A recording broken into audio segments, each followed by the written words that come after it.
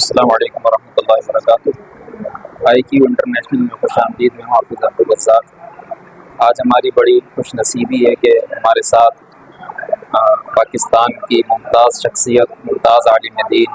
حضرت مولانا زبیر حق نواز صاحب ہمارے درمیان موجود ہیں، اور یہ خوش نصیبی ہمارے ناظرین کے لیے بھی ہے۔ حضرت سے کچھ ضروری سوالات کریں گے جس کا تعلق مدارس اور مساجد کی جو معاملات ہیں اور ان کی جو صلاحیتیں ہیں اس سے متعلق کچھ ضروری سوالات ہیں۔ السلام علیکم ورحمۃ اللہ وبرکاتہ۔ جی وعلیکم السلام۔ تو اللہ تعالیٰ کی ذات سے امید ہے کہ آپ خیریت سے ہوں گے۔ سوال یہ تھا کہ آج کا جو طالب علم ہے، جو موجودہ دور میں جس طرح معاشرے کے اندر تبدیلیاں آ رہی ہیں، جدید دور کے اندر نت نئے مسائل ہیں، تو سوال یہ تھا کہ آج کے طالب علم کو کون کون سی صلاحیتوں پر زیادہ توجہ دینی چاہیے جس سے وہ معاشرے کے اندر موجود چیلنجزوں کا سامنا کر سکے، ان کا جواب دے سکے۔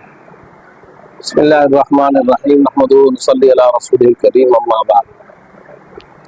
جب آپ طالب علم کی بات کرتے ہیں تو سب سے پہلی بات تو یہ ہے کہ جو متعینہ مقررہ کورس ہے، درس نظامی جس کو ہم کہتے ہیں، تو اولاً تو طالب علم کو اس کورس کو بڑی محنت کے ساتھ پڑھنا چاہیے، اور اس میں نہایت جان فشانی کے ساتھ، جد و جہد کے ساتھ اور پوری محنت کے ساتھ اس تعلیم کو یکسوئی کے ساتھ حاصل کرنا چاہیے۔ آج ہم یہ بات کرتے ہیں کہ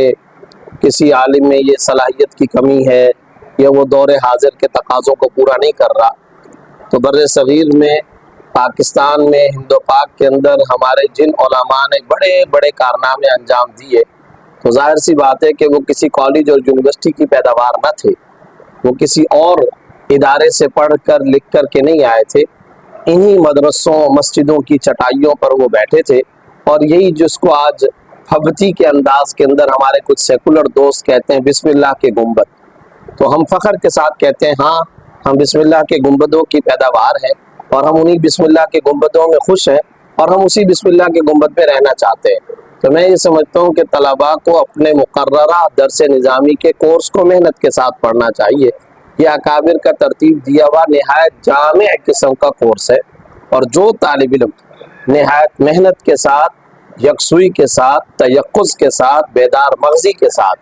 یہ کورس کر لیتا ہے، پڑھ لیتا ہے، تو انشاءاللہ جدید دور کے تمام تقاضوں سے وہ ہم آہنگ ہوتا ہے، اور مدارس کے در و دیوار سے ٹکرانے والے جو چیلنجز ہیں وہ ان کا بھرپور جواب دینے کی صلاحیت رکھتا ہے۔ اضافی طور پر میں دو باتیں ضرور عرض کرنا چاہتا ہوں،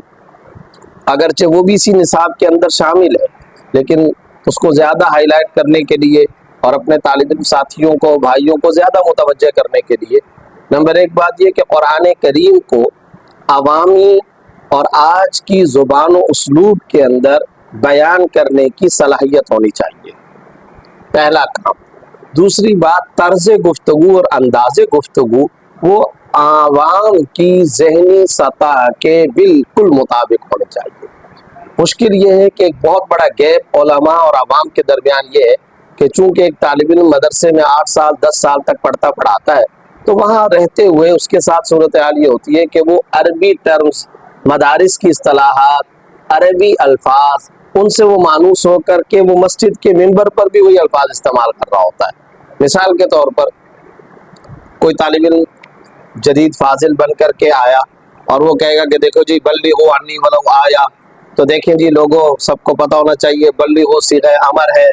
امر وجوب کے لیے آتا ہے اور وجوب لزوم کے لیے آتا ہے۔ تو اب میرا سوال یہ کہ یہ جتنے جو باہر بیٹھے ہوئے، سامنے بیٹھے ہوئے ٹماٹر پیاز بیچنے والے لوگ ہیں، یہ جو عام سبزی فروش ہے، پان بیچنے والا ہے، بڑھائی ہے، کارپینٹر ہے، مزدور ہے، ایک پائلٹ ہے، وکیل ہے، چاہے وہ جدید تعلیم یافتہ طبقہ ہو، یہ ساری گفتگو سے کیسے سمجھ میں آئے گی؟ تو ایک تو عوامی طرز گفتگو کو سمجھنا، سمجھانا چاہیے، سیکھنا چاہیے، اور اسی لب و لہجے کے اندر بات کرنی چاہیے۔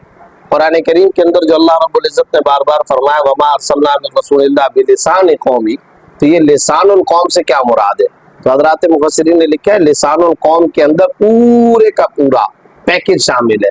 کیا مطلب؟ یعنی قوم کی زبان بھی، قوم کا لب و لہجہ بھی، قوم کی نفسیات بھی، قوم کا مزاج شناسی بھی، قوم کی نفسیات سے آگاہی بھی، عرف اور رواج کی پہچان بھی۔ تو یہ ساری چیزیں ایک عالم دین کے اندر ہونی چاہیے، تبھی جا کر کے اس کا کردار زیادہ مؤثر ہو سکے گا۔